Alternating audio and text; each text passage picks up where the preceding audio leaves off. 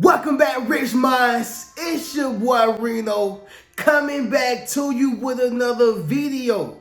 And today's topic is gonna be 5 reasons you attract narcissists. Yes, sir. Let me say it louder for the chosen ones in the back.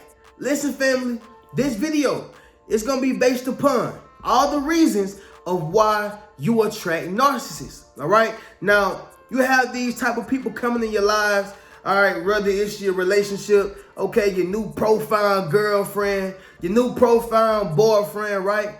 Possibly a husband, friendships, yeah. In all aspects of your life, y'all, listen, you are attracting these narcissists for a specific reason. And in this video, I want to go ahead and give y'all all the reasons, okay? But before we do so, y'all already know how we do. Y'all make sure y'all leave a thumbs up on this video as well as subscribe to the channel. Yes, sir. And not only that, y'all, drop in the comments and say, no more will I attract narcissists, all right? Once again, y'all, louder for the chosen ones in the back, say no more I will attract narcissists. Yes, sir. Now, the first reason of why you attract narcissists, y'all, is gonna be this. It's about what you bring to the table. Yeah, it's about what you bring to the table. So, Reno, what is it that I bring to the table, and why am I so prevalent in this person's life? I'm about to tell you, y'all, what you bring to the table is all intangibles. These are things that you cannot see, all right? But these are things that you can feel, all right? And it's not something that you can hold, but it's something that you can emotionally grab. All right, I'm getting deep, y'all. Y'all follow me. So it's your compassion, okay, your sincerity, okay, real love that you bring to the table. Because you got some people who bring fake love, and you will never know until the benefits stop. All right, care, authenticity, and genuineness. Right, all these things have, you know, or all these characteristics have their own similarities. All right, in their own way. However, y'all, this is what you bring to the table, and this is why you are attracting narcissists.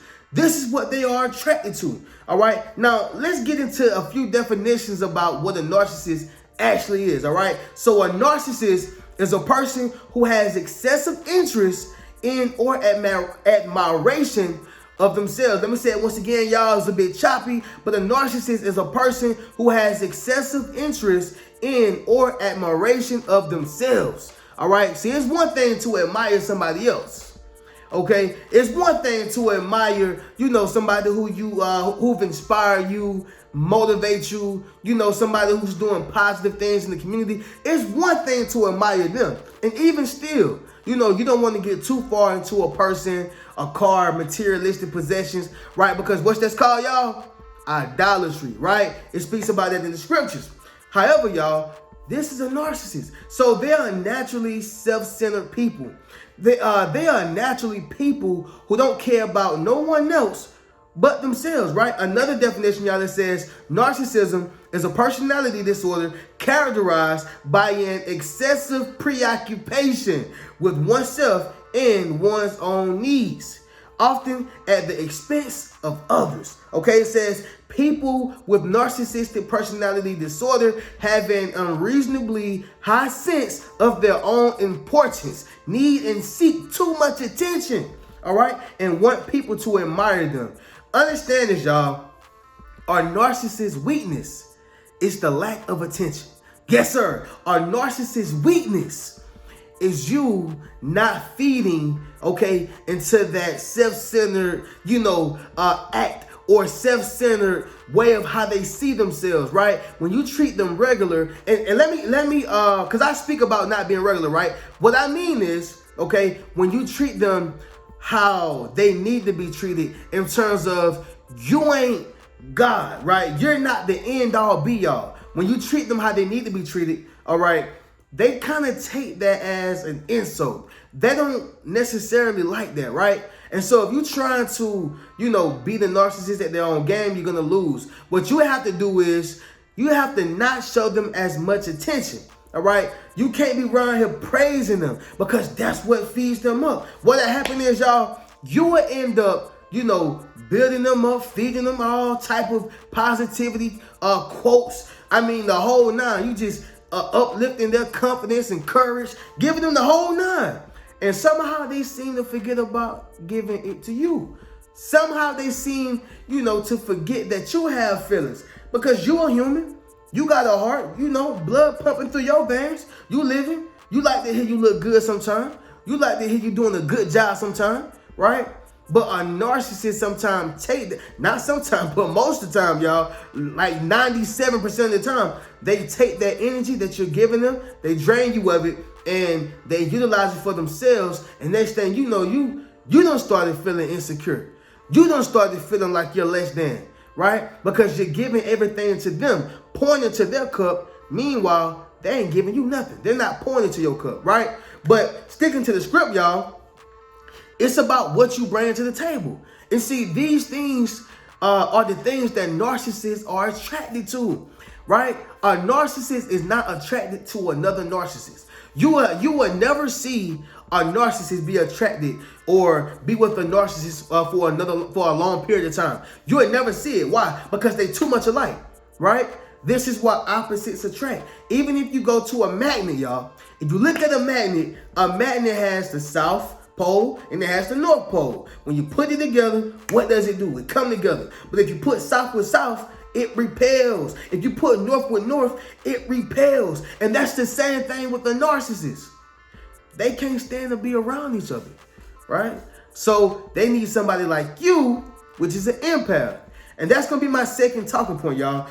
Moving on to the second one. Number 2 is gonna be you are a natural empath. All right. Don't let that fly off your heads, y'all. Okay. You are a natural empath. All right. Didn't nobody have to teach you how to do it? Okay. They didn't have to coach you up on doing it. You just a natural empath. All right. A little secret about myself to y'all. I am an empath, right? Let me just tell you what an empath is. Okay, because a lot of people probably don't know. So an empath is a person who is highly attuned to the energies and emotions of those around them. May be considered an empath, right? Understand something, y'all. It also says about the empath is empaths are said to feel what others are feeling so deeply that they absorb or take on the emotions themselves, often at the expense of their own emotional well-being. So empaths are people who are empathetic to a fault, right? Y'all know that person. You know the person at the job, you just feel plumb sorry for them, right? Because all they do is they feel sorry for this person, and they feel sorry to where it's almost at a fault, right? It's almost at a fault. A narcissist, they don't care about how someone else feels. It's all about me. It's all about me, right? Pour into my cup. Give me compliments. Give me attention. And I'll think about getting to you later, all right? And this is why empaths, attract narcissists. Because they are the opposite, y'all. Empaths are so empathetic. You can tell an empath a story right now. And if it's sad or if it's some way where they feel like they can add value to that person's life, they gonna try to figure out, how can I help them? What can I do to give them some type of money or give them some energy, or what can I do to help them? That's an empath. And see, being an empath is good to an extent, but being an empath can be bad, right, to a higher degree. And I'll tell you why. The good part of being an empath is that some people don't know how to love. Some people, they want to, but they can't feel. Some people are numb, to love and, compassion. So that means you won't even be able to have a relationship or a marriage. At some point, you want to be with somebody, right? I mean, at some point, I don't think nobody want to die alone. I'm just saying, I ain't saying you got to be 25, 30, 35, but at some point, you're going to want to have a relationship or a marriage at some point in life. Well, the thing is, if you are an empath, perfect. Because now you can mirror them. If they showing you love, you can give them love. But some people don't even know how to love. Like my man Music Soul Child said, teach me how to love, right? I was never taught how, okay? And so what I'm simply saying, y'all, is as an empath, you know how to love. And if you don't know exactly, you have a great idea of it. Why? Because your emotions, you are intact and in tune, with your sensitive and emotional side, right? Now the bad side of this is some people will take advantage of your emotions. Okay, some people will take advantage of, you know, who you are, your compassion. They'll take advantage of that, right? So let's just say a person keep coming to you for, you know, $30, right? They keep coming to you for $30. $30 this week, $30 next week, $30 the week after that. And you're like, hey, hold on, you know, and you start noticing that, am I the only person who can give them this amount? Well, the question is, no. Not when it comes to the monetary amount, but you are the only person they can ask, and you're going to actually give it to them. Why? Because you are an empath. They done sold you this sob story. Somebody finna, you know, rob them, or somebody, they got to pay big perm.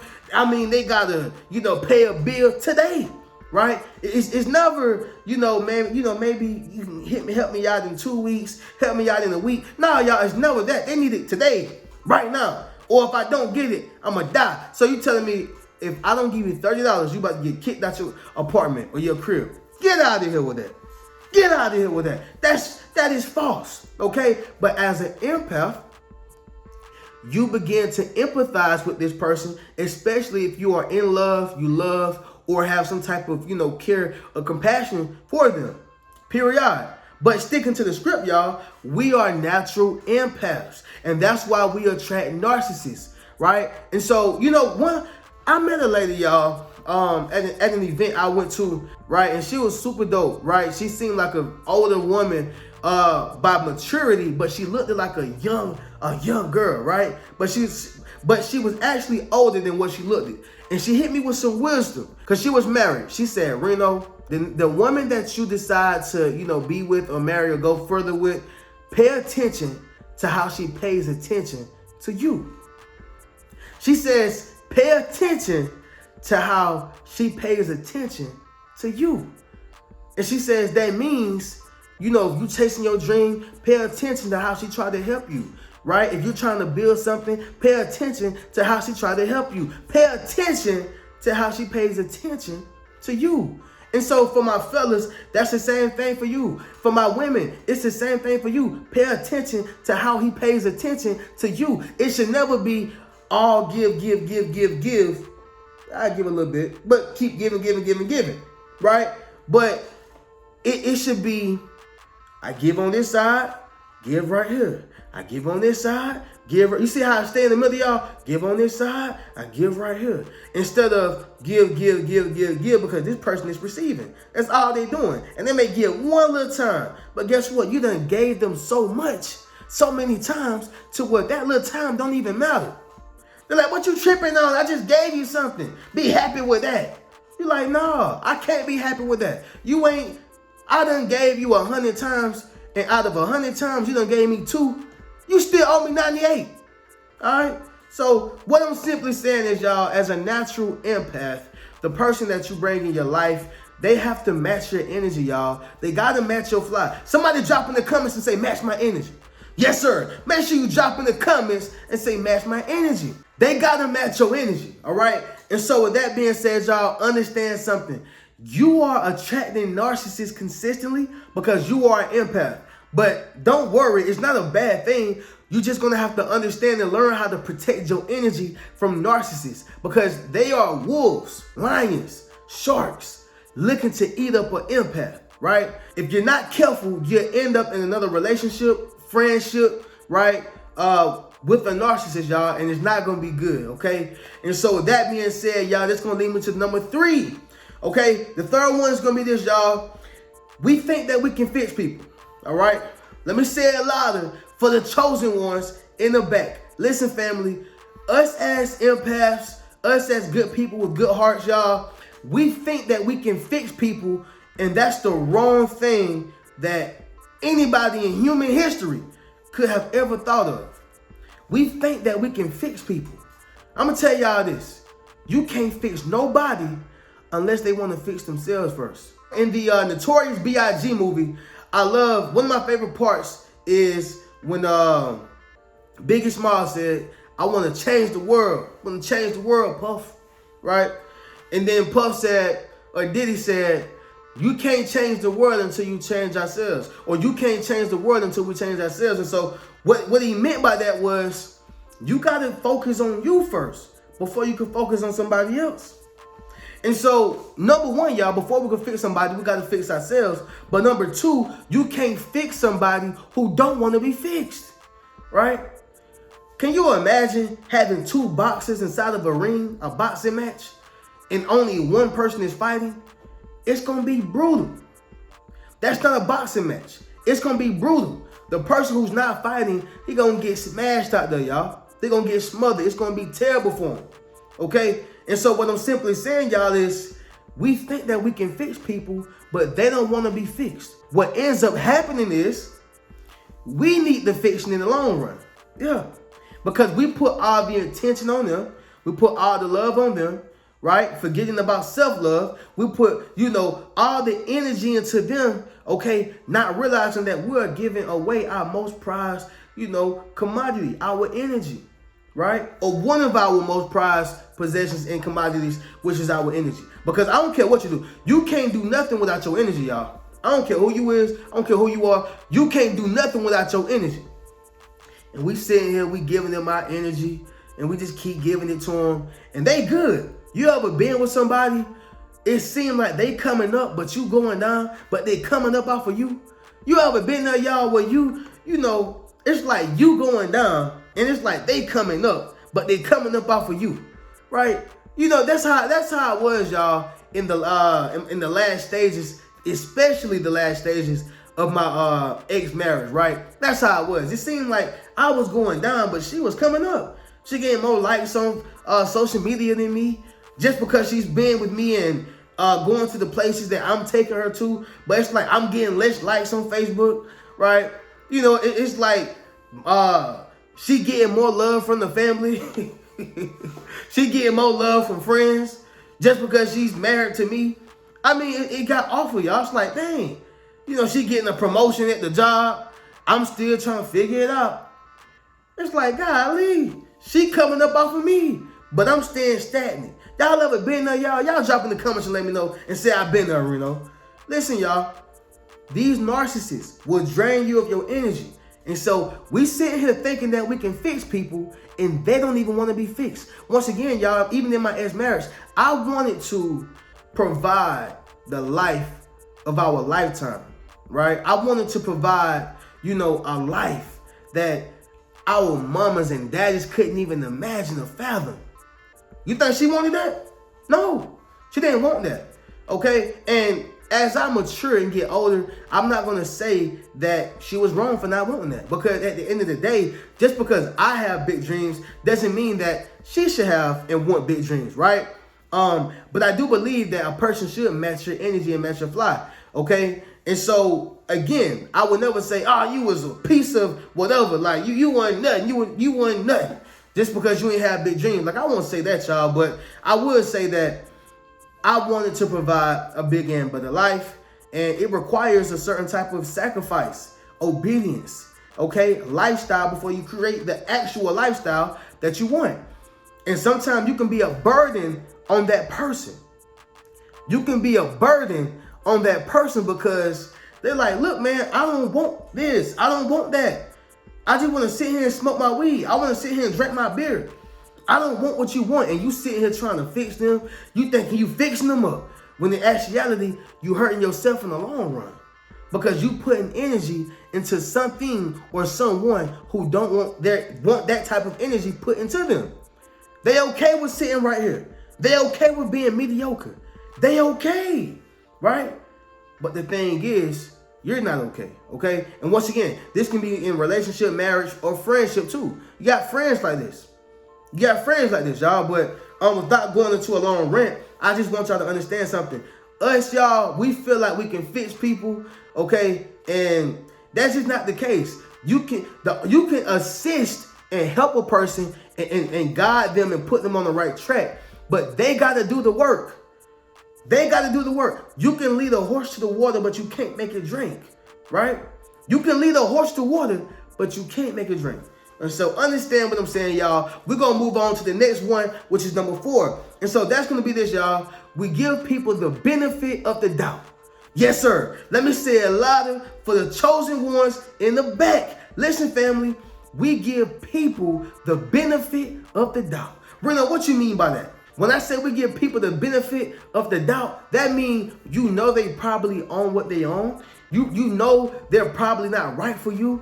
You know they probably have self-centered, ways or certain things that they still got to work on. And we all got flaws. Don't get it twisted. We all do have flaws. However, you know, and you can pinpoint, what they need to work on. You know that your flaws, right, is not compatible with their flaws. I do believe that we all have flaws, and it's a fact. However, I also believe that certain flaws are more compatible with other flaws, right? It's just more compatible. And so with that being said, we give people the benefit of the doubt. You knew he was still in the streets, baby. You knew he was still in the streets, sweetheart. But you chose to believe that that man was going to change. Bro, you knew she was fresh out the club. You knew, she was known for being promiscuous throughout the city. You knew that, bro. But you tried to turn what into a housewife. We ain't gonna say the word on here, y'all, but you know what I'm talking about, right? All I'm simply saying is sometimes we give the wrong person the benefit of the doubt, when in actuality, we should have never even conjoined with them. We give people the benefit of the doubt. And this is why you attract narcissists. Because with a narcissist, y'all, you cannot, and I repeat, not give them the benefit of the doubt. All they need is an inch and they're going to take a yard. That's all they need is one little smaller inch. That's all they need. And they're going to take a yard. And here you are, you are emotionally manipulated. Yep. You are emotionally manipulated, mentally manipulated, right? You done got lost into this narcissist. Yeah. And they are empty souls at that. Empty. They feed off the energy they get from you. These are empty individuals. However, they make you feel like you need them when it's the other way around. All right? So with that being said, y'all, understand what I'm saying. You gave them the benefit of the doubt, or you keep giving them the benefit of the doubt. And let me say this, y'all, before I go to my next one. I do want to say this right here, y'all. You have to also take a look inside yourself, right? When you are attracting narcissists, it's something inside of you that's still throwing out that same type of bait. I don't know how many real fishes are on here, but I know if you fish and you throw out, bait with the worm on it, you're going to catch a certain type of fish. I know if you throw out bait with the liver on it, you're going to catch certain type of fish. And so you got to look at the same thing with a narcissist. You got to change the bait.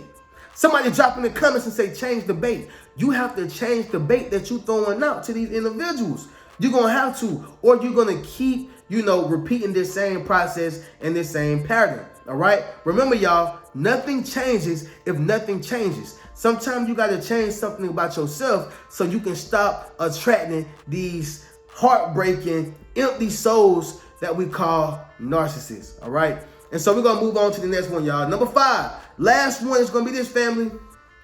This is why you are attracting narcissists. You are independent. Okay. You are independent. Now, you may hear a lot of people say, and they don't want someone that's independent. They want someone that is dependent. No, most narcissists want someone who's independent. Why? Because they know that they can drain from them.